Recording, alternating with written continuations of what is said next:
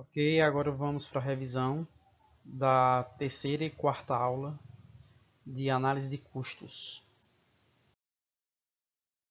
Começando, obviamente, com a aula número 3. Muito bem, antes de irmos para o exercício, alguns pontos aqui são importantes lembrar que vocês devem ter assistido a aula anteriormente para não ficar em dúvida sobre isso aqui, ok? É super importante para a prova vocês lembrarem desses termos. Então eu vou chamar a atenção para alguns deles. Tipo aqui, ó, o ponto de equilíbrio contábil. O que é que eu vou ter que fazer? Eu vou ter que considerar os gastos fixos e vou dividir pela margem de contribuição. Quando eu fizer isso, eu vou chegar a uma quantidade X. O que é essa quantidade X?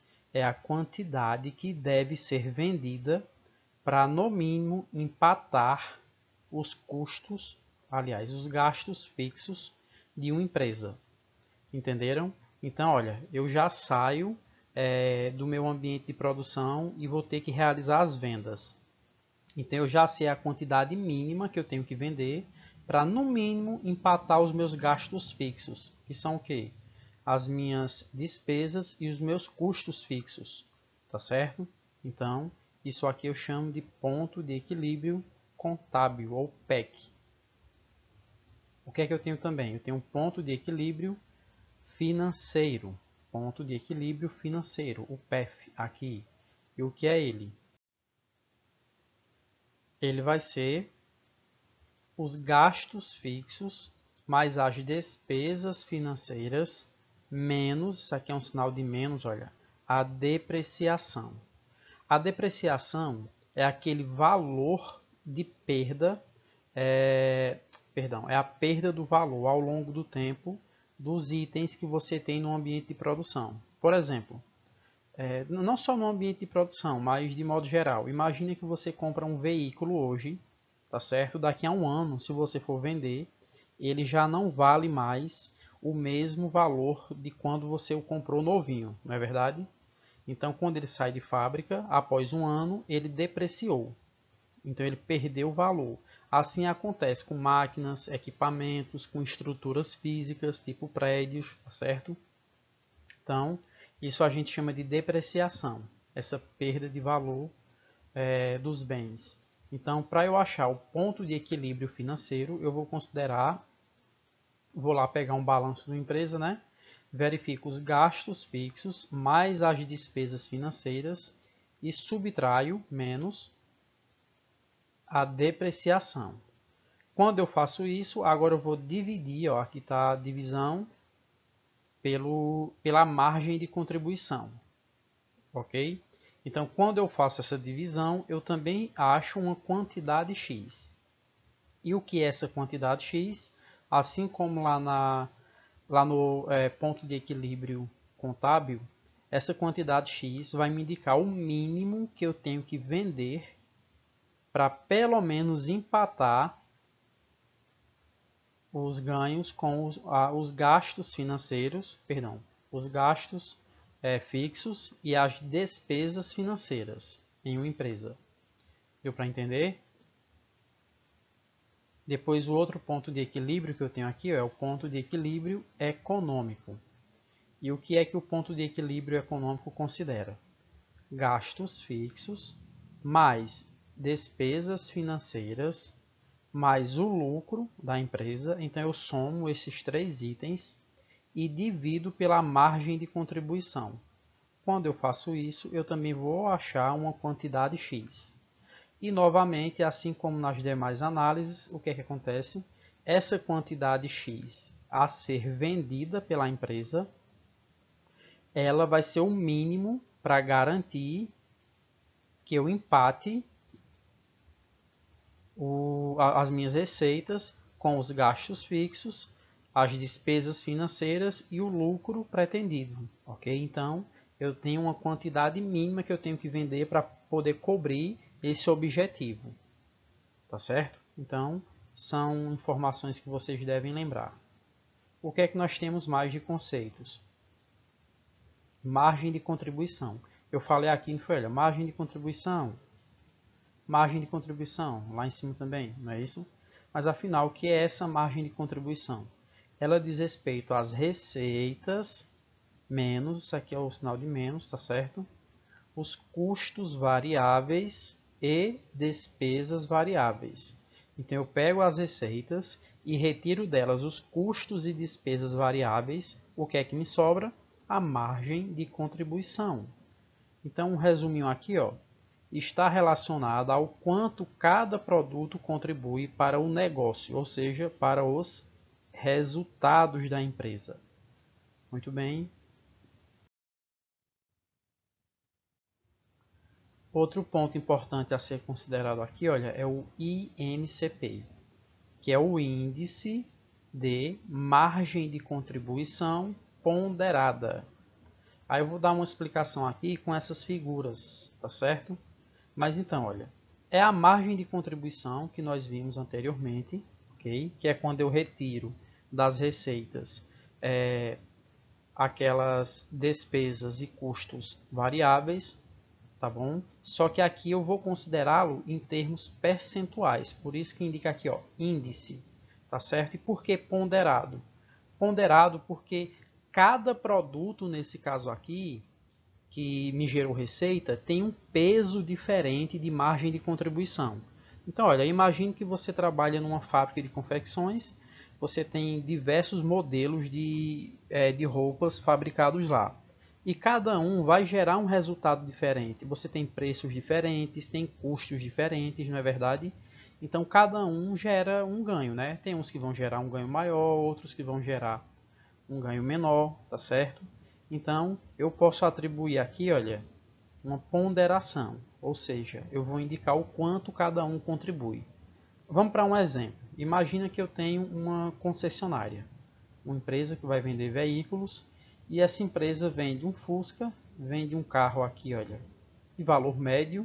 O Fusca, vamos supor que é um Fusca bem conservado, era de um colecionador, e ele custaria, o preço de venda dele, aliás, seria de 10 mil reais. Tá certo? É um Fusca turbinado aí, muito potente. Muito bem.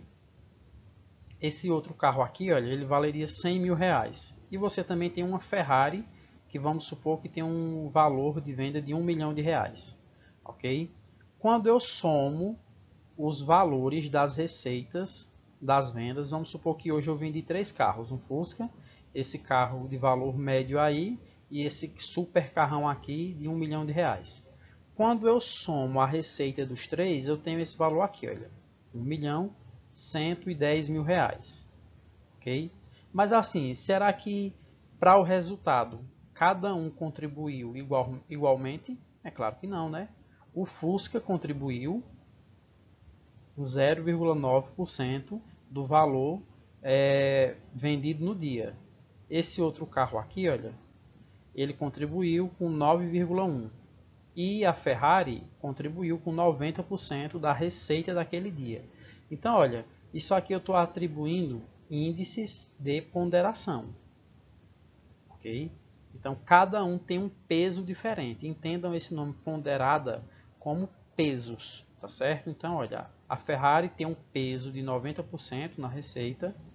Esse outro carro aqui de 9% e o Fusquinha ele chega quase a 1% de peso, ok? Então, quando eu falo em índice ponderado, eu estou querendo falar isso. Índice porque eu estou trazendo a questão do percentual, estou trazendo em termos percentuais, e ponderado é por causa do peso que ele tem no total. E por fim, outro tema que foi abordado lá na aula é o markup. É outro tema importante. Só lembrando, pessoal, que eu estou fazendo aqui um resumo, estou passando por cima mesmo, porque eu acredito que vocês já assistiram às aulas lá. Tá certo? É super importante que vocês tenham assistido. Aqui eu estou resumindo para a gente partir para os exercícios. E o que é o markup? Ele significa a diferença entre o custo de um bem ou serviço e o seu preço de venda. Algumas pessoas confundem o markup com a margem de lucro. E ela tem uma diferença. E eu vou mostrar justamente essa diferença aqui. Olha. Na questão do markup, esse primeiro exemplo aqui. Olha. Vamos supor, se um produto custa R$ 5,00. Então vamos supor que eu esteja fabricando alguma peça de roupa, um short. Então, considerando o tecido, os aviamentos utilizados, né, fio, etiquetas, se eu considerar a energia, o salário do trabalhador, tudo mais, me custou R$ 5, ok? E esse produto, esse short, é vendido a R$ 7,50. O seu markup, então, olha, é de 50%. Como é que eu sei? O que é que foi feito aqui? Olha, pegou-se os R$ 5, multiplicou-se por 50%, que dá quanto? R$ 2,50. Então, 2,50 mais o custo, R$ 7,50. Então, aqui eu cheguei ao valor de R$ 7,50, tendo o custo de 5, então o meu markup, tá certo, foi de 50%. Ok? Então, R$ 5 o custo, 50% do valor do custo, dá quanto? R$ 2,50. 2,50 mais 5, R$ 7,50. Ok? Então, o markup, 50%. Já o lucro, olha, enquanto a margem de lucro é de apenas 33,33%. Como é que eu chego a esse valor percentual de margem de lucro? Porque R$ 7,50 menos R$ 5, que é o custo, dá R$ 2,50. Então, eu pego R$ 2,50 e divido por 7,50, chego a 33,33%. Deixa eu apagar parte dessas informações aqui. Dado esse esquema que eu fiz aqui, então, para esse mesmo resultado aí, para esse mesmo produto, eu tenho um markup de 50% e uma taxa de lucro ou uma margem de lucro de 33,33%. Ok? Muito bem. Repito, desculpem a insistência, mas eu espero que vocês tenham visto a aula, ok? E vamos agora para o nosso exercício. Muito bem, da primeira aula, o que acontece? Ele pede lá, considere os dados a seguir. Aí ele dá esse balanço aqui, tá certo? Nesse balanço eu tenho gastos fixos, que ele considera aqui os custos e despesas fixas, no valor de R$ 120.000. Preço de venda do produto tal é R$ 120. Custo variável, que é aquele custo que depende se haverá ou não a produção ou a prestação de serviço, né? Então, custo variável, imaginando novamente aquele velho exemplo da fábrica de confecções. Se a fábrica funcionar, eu vou consumir mais matéria-prima, mais energia, não é isso? Dependendo do nível de funcionamento dela, se funciona a pleno vapor ou ela funciona a um, como é que eu poderia dizer, a um nível de utilização baixo, os custos, eles, no que diz respeito à matéria-prima, a consumo de energia, eles vão variar, não é verdade? Pode ser um custo muito grande, pode ser um custo baixo, depende do nível de utilização da capacidade daquela fábrica. Então, os custos variáveis são os que variam conforme produção ou prestação de serviço. Nesse caso aqui, R$ 24. Lucro antes do imposto deu R$ 40.000. Despesas financeiras, por exemplo, vamos imaginar que você fez um empréstimo para realizar um investimento lá no seu setor de produção. Então você está pagando juros e amortizações daquele empréstimo. Então eu chamo isso de despesas financeiras, tá certo? E ele está dizendo aqui, olha, que são despesas fixas, ok? Então você vai pagar todo mês, independentemente de estar funcionando ou não a fábrica. Por exemplo, nesse momento agora de pandemia, né, do coronavírus, se você fechou sua fábrica, mas tem algum débito com alguma instituição financeira, possivelmente você estará pagando ela, independentemente de a fábrica estar fechada ou não. E a depreciação, que eu já falei anteriormente, é a perda de valor de um item, de um material ao longo do tempo.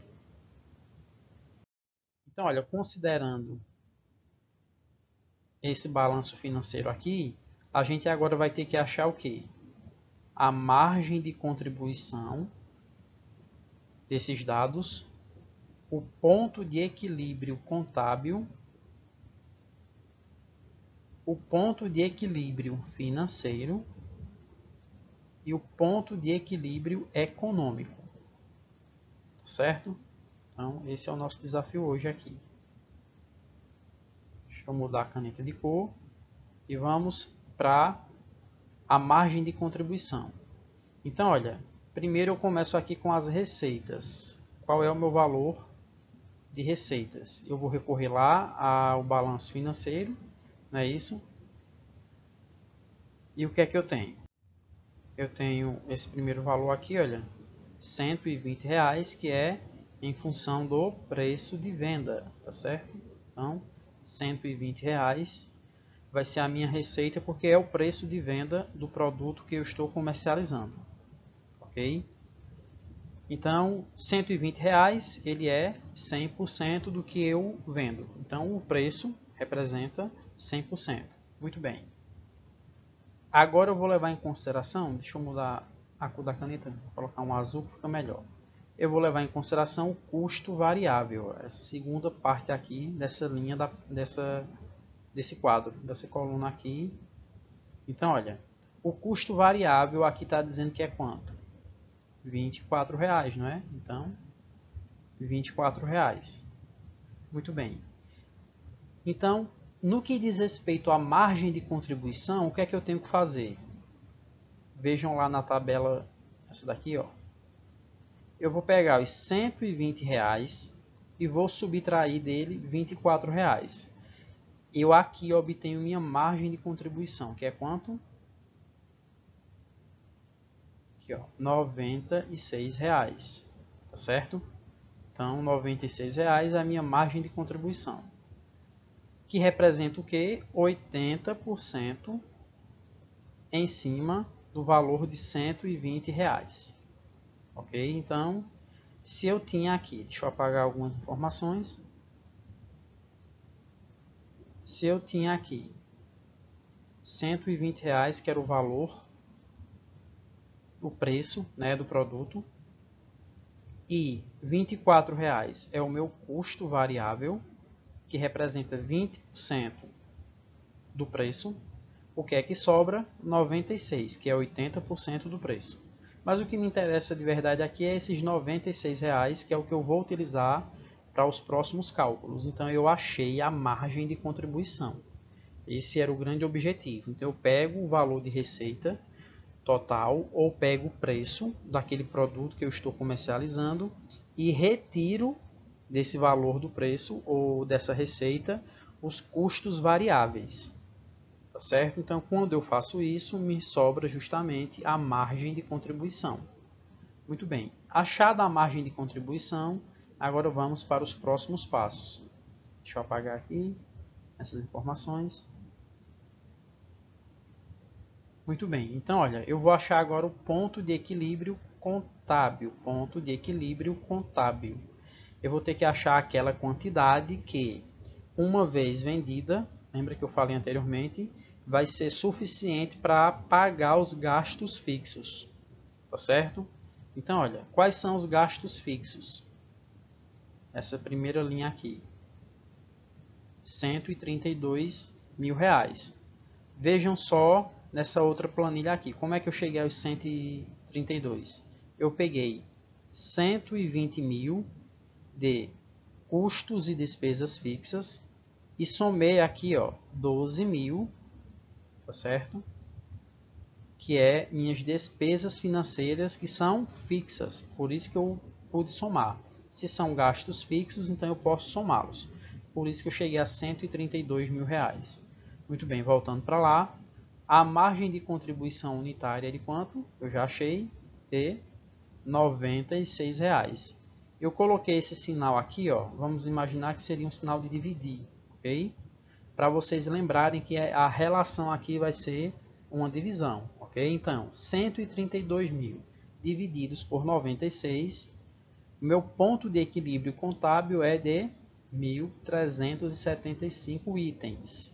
Então, eu tenho que vender 1.375 itens para pagar os meus gastos fixos, ou seja, para chegar a R$132.000, porque se você vender 1.375 vezes a margem de contribuição, eu chego aos gastos fixos.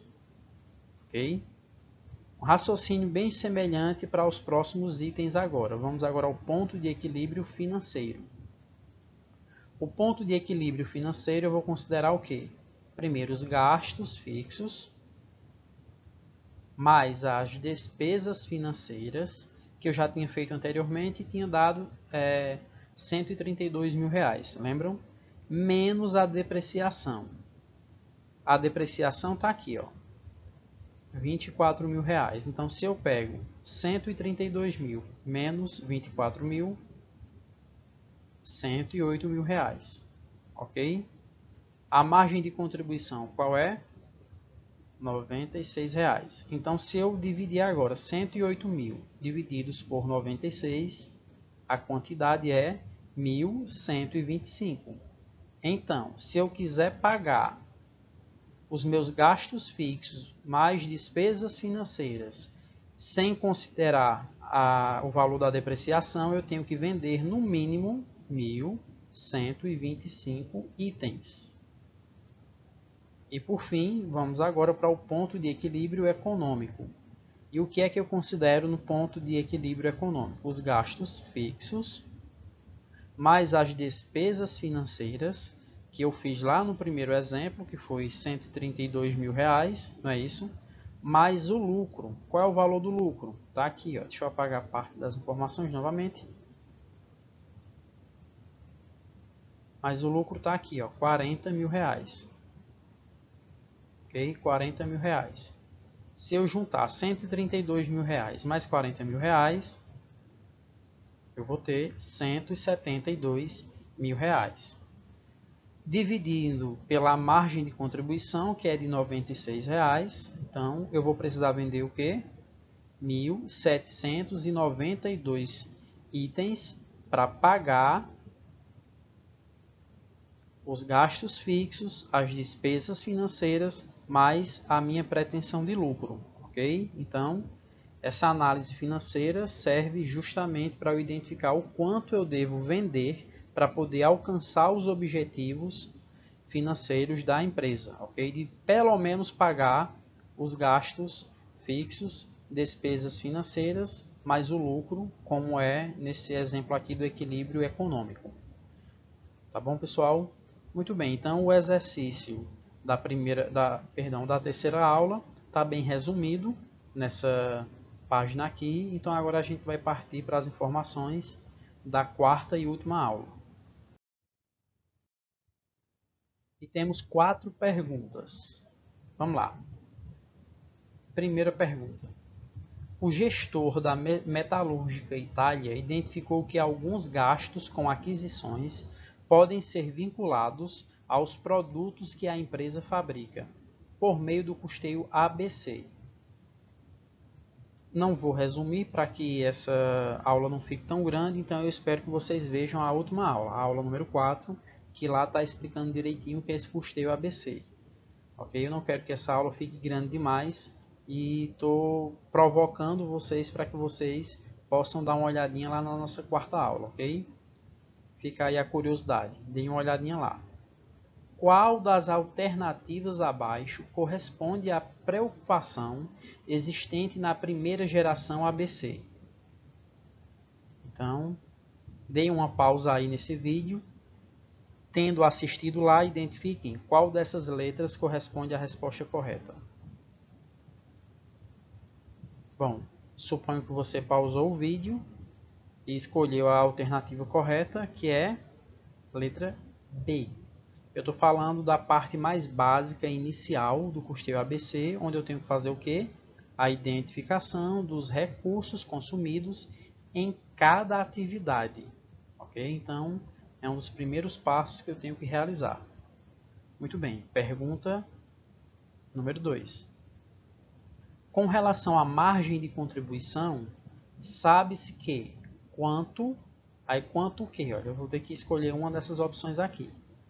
Ok? Mas para continuar a explicação, eu já vou dizer qual é a resposta correta. Essa daqui, ó, letra D. Então, Quanto menor, é ruim de escrever com o mouse, quanto menor, letra de forma aí, a margem de contribuição, maior, nossa, desculpem aí, mas vamos lá, estou escrevendo com o mouse, fica ruim, né? Maior será o esforço necessário para atingir o resultado. Então isso significa o que, pessoal? Se você tem um produto que tem uma margem de contribuição baixa, significa que você vai ter que vender muitos produtos para poder alcançar o seu objetivo financeiro, tá certo? Isso é como se você vendesse uma peça de roupa, de confecções, onde os custos, os gastos, ou seja, custos e despesas variáveis são muito altos. Então só vale a pena você produzir aquele produto se você vender bastante, se ele tiver uma boa demanda, uma boa saída, entendeu? Então por isso que diz aqui, olha, com relação à margem de contribuição, sabe-se que quanto menor a margem de contribuição, maior será o esforço necessário para atingir o resultado. Mas e o contrário serve? Sim. Então, se a margem de contribuição for muito grande, o esforço para atingir o resultado vai ser menor. Então, imagina aí o camarada que vende uma Ferrari. Ele vai vender uma Ferrari por milhões de reais. Ele não precisa vender 100 mil Ferraris no ano para ter um bom resultado financeiro e pagar suas despesas e custos variáveis. De repente, se ele vender 20, 30, 50, já é suficiente. Tá certo? Então o esforço acaba sendo menor. Ok? 3. Um laboratório farmacêutico atua em um mercado extremamente competitivo. Neste contexto, suas estratégias devem considerar, deem aí novamente uma pausa e respondam. Muito bem, deram uma pausa, não é? Então eu vou considerar que vocês viram que a resposta é a letra C. Suas estratégias devem considerar estruturas diferentes e a relação custo, volume, lucro para analisar as oscilações na margem de contribuição e no ponto de equilíbrio. Ok? Então, o que caberia aqui é estruturas diferentes. Porque, olha, como está indicando aqui, olha, é uma empresa que trabalha em um ambiente extremamente competitivo. Então, você tem que ter uma estratégia complexa, uma estratégia capaz de lhe fazer tomar várias decisões, ok? Não lhe prenda num só tipo de decisão, já que você tem que competir num mercado bem difícil, com vários concorrentes. Então, a resposta certa é a letra C. E por fim, pergunta número 4. Para medir o valor relativo entre o que foi, aqui está o, mas eu copiei lá do exercício, o que foi produzido e a capacidade de produção, o diretor de uma indústria de alimentos deve utilizar qual dos itens abaixo? Pausa novamente. Muito bem, espero que vocês tenham respondido, que a questão correta é a letra E, taxa de uso. Então, quando você tem que ver aqui, olha, o que foi produzido e a capacidade de produção, eu vou medir a taxa de utilização. Quem costuma ver entrevistas sobre economia, possivelmente já viu um termo que os economistas falam, tipo o nível de utilização da capacidade instalada. Que é aquela história, você tem uma fábrica, você tem uma quantidade X de funcionários e de máquinas e equipamentos, você poderia produzir 1000 unidades por mês. Só que a procura pelo seu produto está baixa. Então você vai ter que fazer o quê? Demitir algumas pessoas, deixar algumas máquinas paradas para produzir menos para atender a sua demanda, né? Então vamos supor que você demitiu metade dos funcionários e deixou metade das máquinas paradas. Então qual é o seu nível de uso? 50%. Ok? Aí vamos supor que chegou o final de ano, a demanda está muito grande, você vai recontratar essas pessoas e colocar novamente as máquinas para funcionar. Você está funcionando agora a pleno vapor. Qual é a sua taxa de uso? 100%, porque você está produzindo a sua capacidade máxima, tá certo? Esse é o exemplo que eu queria que vocês entendessem. Muito bem. Ok, pessoal, agora cabe a vocês verem e reverem esse material. Ficou com 30 minutinhos. Eu não queria fazer um vídeo maior do que isso. Eu sei que é cansativo. Vocês estão trabalhando bastante, não é? Aqui na nossa terra a gente está trabalhando, apesar das medidas de segurança Brasil afora. Mas a indústria de confecções, sobretudo, tem que funcionar, né, para produzir as máscaras para ajudar a população brasileira. E tem que estudar ao mesmo tempo. Então, olha, deem uma olhadinha nas aulas, vejam essas revisões que eu gravei para a gente alcançar o nosso objetivo de passar na próxima prova digital. Ok? Um grande abraço para vocês. Qualquer dúvida, mandem para mim ou no grupo ou no privado, que vai ser um prazer respondê-los. Um abraço, até mais.